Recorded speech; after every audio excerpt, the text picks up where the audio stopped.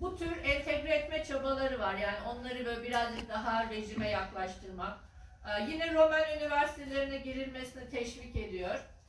Ve yavaş yavaş Kırım Tatarların burada güzel bir siyaset güttüğünü görüyoruz. O da modernleşmeye karar veriyorlar. Yani biz eğer modern olamazsak, yani eğitim görmezsek, değil mi? Burada yok olma durumundayız.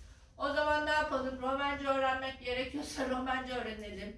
Romanya okullarına gidelim, üniversitelerine. Mesela Romanya'daki Milli Hareketimizin lideri Müstecip Ülküsal Bükreş Hukuk Fakültesinden mezun ilk avukatlardan. Yine Selim Abdülhakim ilk avukat ve kendisi daha sonra bir fon oluşturup bütün Tatar öğrencilere burs veriyor, üniversiteye giden Tatar öğrencilere. Sonra da Roman parlamentosuna seçiliyor. Yani bunlar önemli çünkü çoğu zaman mesela kendilerinin çıkarlarıyla ilgili olan konuşmaları anlamıyorlar Roman diliyle bildikleri için. Yani topluma entegre. Yani bir taraftan kendi kimliklerini kaybetmek istemiyorlar ama bir taraftan da bu içinde bulundukları yeni şartlara artık adapte olmaları gerekiyor. Burada iki farklı süreç yaşanıyor. Bir taraftan Kırım'da dediğim gibi bir Kırım Halk Cumhuriyeti kurulmuş. Bununla ilgili orada ilk ortaya çıkan aydınlar, Müstecip Ülküsal olsun, Emel dergisini kuranlar. Daha önce Kırım'a da gitmişler. Mehmet Niyazi, orada yine Romanya'da tamamen yerli bir şair. Yani kendisi Romanya'da doğmuş, büyümüş, Dobruca'da doğmuş, büyümüş ama Kırım Tatarca şiirler yazıyor ve çok çok güzel şiirler yazıyor. Aynı zamanda tabii kendisi bir Jön Türk ve İstanbul'da da eğitim görmüş. Yani buradan şeyi anlıyoruz, böyle Kırım Tatarlarının çok böyle eskiden beri böyle çok, şimdi de bazıları Romanya vatandaşlığı alıyor değil mi? Bazıları Ukrayna'dan diaspora vatandaşlığı alıyor. Yani çok böyle bir ulus ötesi kozmopolit bir yapısı var. Her tür çok dağılmış bir millet olduğu için her tür imkandan yararlanarak bu çeşitli ülkelerin verdiği kaynakları, Türkiye olsun, Romanya olsun, Polonya olsun, Ukrayna olsun, kullanarak biz nasıl kendi milli kimliğimizi koruruz ve bunu nasıl yaşatırız, değil mi? Bütün bizim entelektüellerimizin bundan sonraki düşünceleri, tartışmaları bu yönde. Mesela Emel dergisi çok önemli. Bizim milli hareketimizin en önemli dergisi. Bir nevi tercümandan sonra ikinci en önemli dergi diyebiliriz.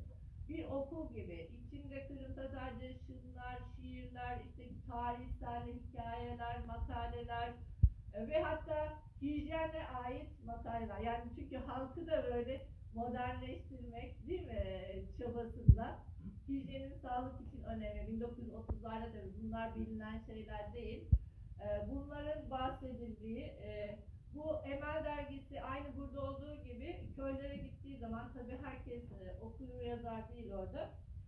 Köy kahvelerinde okunuyormuş ve herkes tabii kahveye toplanıp dinliyor.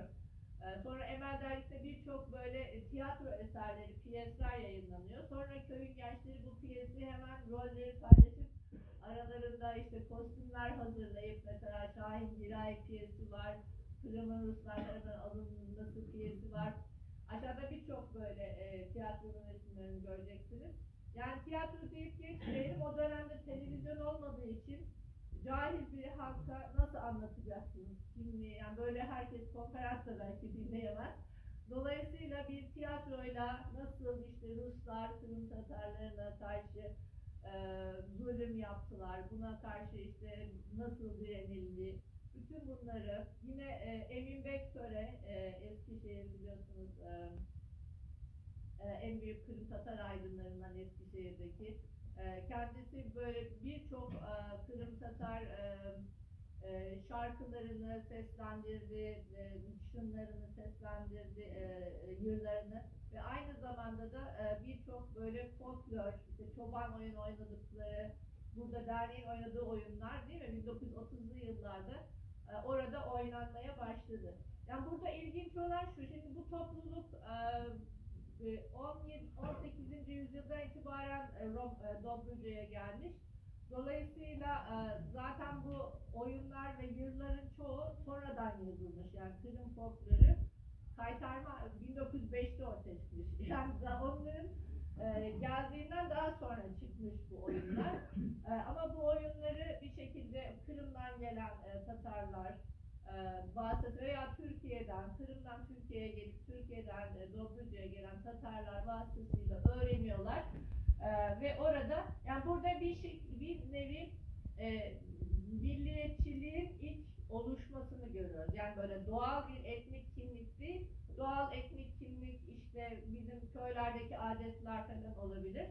Ama burada tam tersi entelektüeller tarafından oyunlar olsun, dergiler olsun. Mesela Dobruca Türk Harç Cemiyetleri var. Benim saydığım mesela Dobruca'nın 120 köyünde Çelebi Cihan adına mevlüt okunuyordu her sene. Yani ölüm yıl dönümünde. Yani mesela benim anneannem de namazdan sonra herkese dua ederken Çelebi Cihan'ın da ruhuna gitsin diye dua ediyordu. Ben de anneanneme diyordum Çelebi Cihan kim? sen nereden biliyorsun? Çünkü anneannem sadece hani ilkokulu bile okumamış.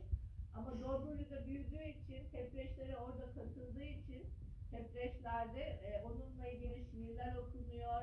Yani halka bu milli kimlik 1917'de bizim milli kimliğimizin ilkeleri, Çelebi Cihan, Tarak Tamga, Gökbayrak, bütün bunlar sonradan benimsetilmiş. Yani bu 1920'li 30'lu yıllarda olmuş. Bu hareketin liderleri tabii ki Mehmet Niyazi, Müstecip Ülküsal, kendileri Romanya'da yerli diyelim Tatarları.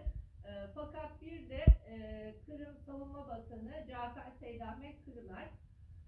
Kendisi Kırım'ın Bolşevikler tarafından işgali sonrasında Türkiye'ye kaçmak zorunda kalıyor. Fakat Türkiye'nin o dönemde çok farklı bir politikası var. Türkiye, Türk milletini oluşturmakla ilgileniyor. Ve mesela Emel Dergisi'nin 1935'ten sonra Türkiye'ye girmesine izin verilmiyor. Yani herhangi bir o dönemin ortamında bir Kırım Derneği kurmak, Kırım'ın bağımsızlığı için uğraşmak, biliyorsunuz zaten Türk-Sovyet dostluk anlaşması var. Bu tür şeylere kesinlikle izin verilmiyor. Zaten sivil toplum da henüz oluşmamış Türkiye'de. Bu durumda Cafer Seydahmet'in örgütleyeceği kitle Türkiye'deki Kırım Tatarları değil, tabii ki Dobruca'daki Kırım Tatarları oluyor.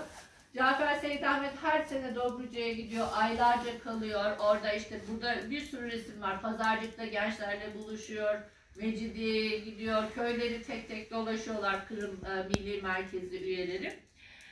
Ve bu sayede oradaki halk da Cafer Seydahmet'i tanıyor konferansları vasıtasıyla ve bir nevi hani onu en büyük liderleri kabul ediyorlar. Yani 1917'de kurulan Kırım Halk Cumhuriyeti'nde Dışişleri Bakanlığı yapmış bir şahıs.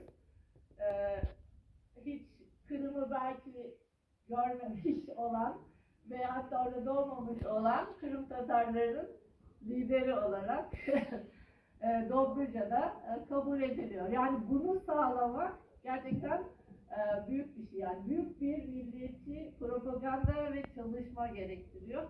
Ve liderlerin gerçekten çok çalışkan olduklarını görüyoruz. Mesela bu albümü elimizde geçiren kişi aslında Selim Ortay. 1935'te Türkiye'den Cafer Seydahmet ve Milli Merkez üyeleri İbrahim Otar, İsmail Otar, Selim Ortay, Ahmet Zihni Soysal Dobruca'ya bir ziyaret düzenlemişler. 4 ay orada kalmışlar ve köy köy gezmişler. Ve gittikleri köyde halkı toplamışlar, bir işte fotoğraf makinesiyle Selim Ortay onları fotoğraflamış. Onun dışında birçok mesela düğün olsun, tepreş olsun, bu adetlerin hepsini fotoğraflamışlar. Yani onlar olmasaydı elimizde tabii ki bu kaynaklar olamayacaktı. Çünkü komünist dönemde Romanya'daki Kırım Tatarları ellerindeki bütün resimleri, bu tür milli faaliyete dair her şeyi zorunda kalmışlar. Dolayısıyla bir nevi Romanya'daki Kırım Tatarları da tarihlerini öğrenmek için bizim sakladığımız arşivleri kullanmak zorunda kalıyorlar, değil mi? Çok enteresan. O yüzden bu kitabı biz aynı zamanda Romanya'da yayınladık. Çünkü Romanya'da da çok büyük ilgi gördü. Çünkü onlarda bu fotoğraflar yok. Bu fotoğraflar dediğim gibi Selim Ortay bu Dobruca gezilerinden bütün fotoğrafları bir albüm yapmış. Üzerine hatta Tarak Tamgalı bir albüm, ondan 3-4 tane yapıp dağıtmış. Bir tanesi elimize geçti ve ben de o albümü gördüğüm zaman dedim kesin kitap olmalı.